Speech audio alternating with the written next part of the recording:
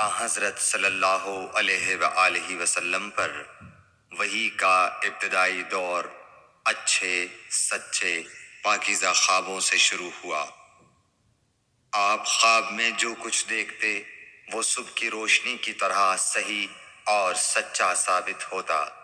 پھر من جانب قدرت آپ تنہائی پسند ہو گئے اور آپ نے غار حرا میں خلوت نشینی اختیار فرمائی اور کئی دن اور رات وہاں مسلسل عبادت اور یاد الہی و ذکر میں مشغول رہنے لگے۔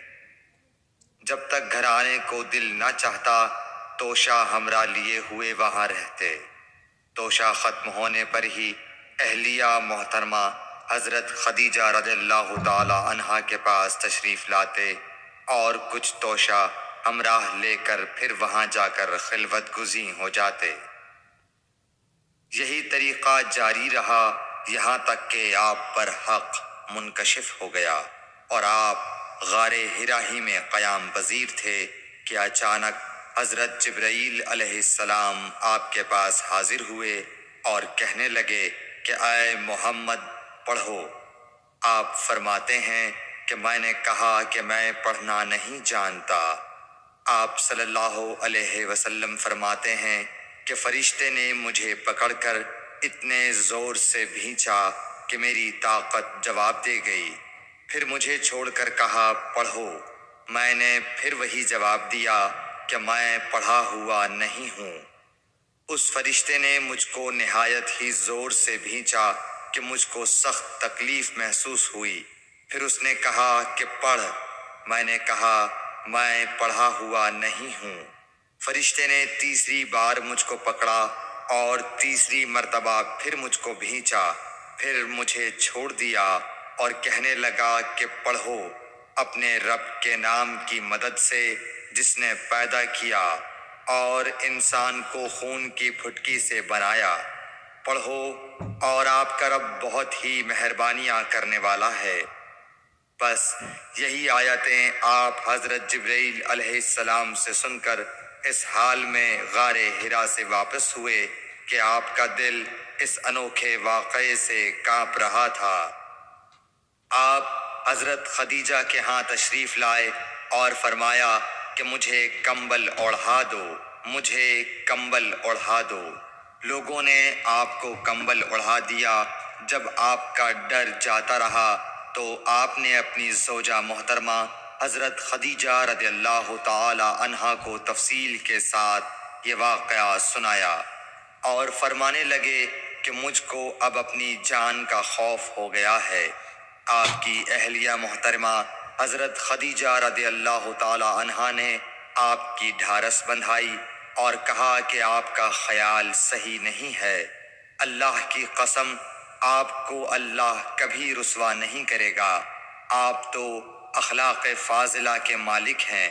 آپ تو کنبہ پرور ہیں، بے کسوں کا بوجھ اپنے سر پر رکھتے ہیں، مفلسوں کے لیے آپ کماتے ہیں، مہمان نوازی میں آپ بے مثال ہیں اور مشکل وقت میں آپ امر حق کا ساتھ دیتے ہیں۔ ایسے اوصاف حسنہ والا انسان یوں بے وقت ذلت و خواری کی موت نہیں پا سکتا۔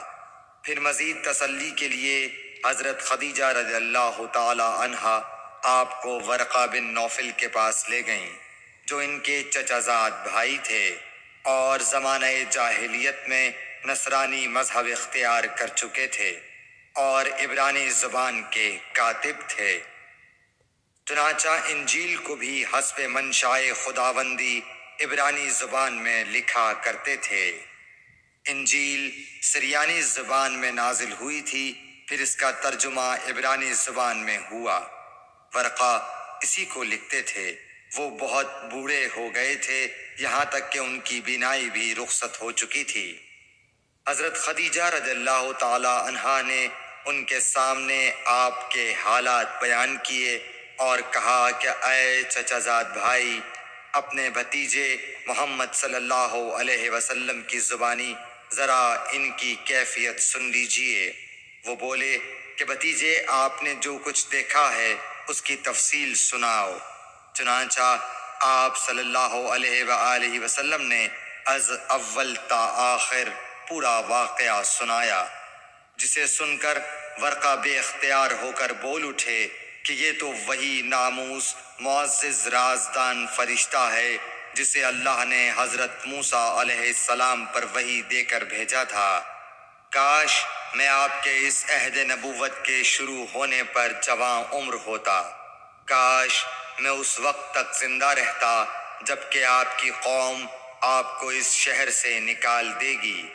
رسول کریم صلی اللہ علیہ وآلہ وسلم نے یہ سن کر تعجب سے پوچھا کہ کیا وہ لوگ مجھ کو نکال دیں گے، حالانکہ میں تو ان میں صادق و امین و مقبول ہوں۔ ورقہ بولا، ہاں یہ سب کچھ سچ ہے، مگر جو شخص بھی آپ کی طرح امر حق لے کر آیا لوگ اس کے دشمن ہی ہو گئے ہیں۔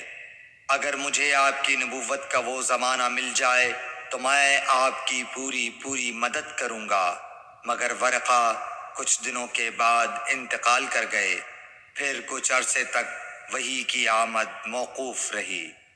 صحیح بخاری حدیث نمبر 3۔